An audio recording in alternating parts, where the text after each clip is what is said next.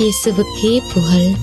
இயேசுவில் பிரியமானவர்களே, இன்று நம் ஆண்டவர் 1 பேதுரு 2 அதிகாரம் 24 வசனத்தினூடாக இவ்வாறு நம்மோடு பேசுகின்றார்.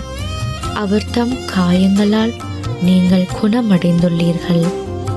நம் ஆண்டவர் இயேசு கிறிஸ்து நம்மீது கொண்ட அதீத அன்பிற்கு நாம் கொடுத்த பரிசுதான் சிலுவை மரணம்.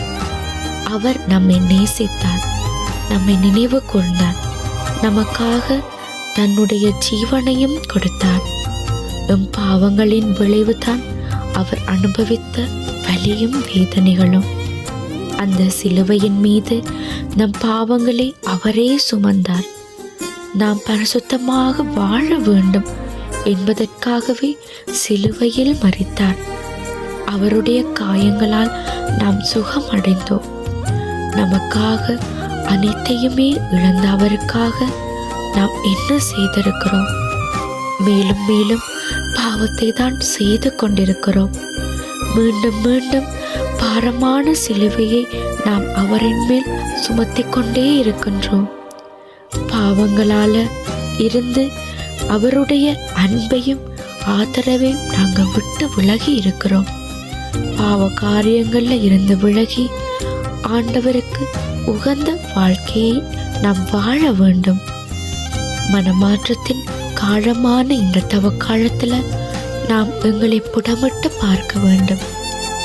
பாவத்தின் சம்பளம் மரணம் என்பதை மனத்தில் இருத்தி கடவுளுக்கு ஏற்புடையவர்களாக வாழ நாம் எங்களை ஆயத்தப்படுத்த வேண்டும். பாவ நோயினால் அவதிப்பட்டு கொண்டிருந்த எங்களை அவருடைய காயங்கள் சுகமாக்கியது. எனவேதான் பிரியமானவர்களே, அன்பு நேசரின் பாடுகள் நிறைந்த வாழ்க்கையை நாம் அன்றாடம் நினைவு கூர்ந்து பாவத்தை விட்டு கடவுளுக்கு உகந்த வாழ்வு வாழ வேண்டும். வழி தவறி அடைந்து திரியும் ஆடுகளாய் நாம் இருக்கின்றோம். ஒரு மந்தையாக கூட்டி சேர்க்க வேண்டி நல்லாய நேசவிடம் உருக்கமாக ஜெபம் செய்வோம். ஆமேன்.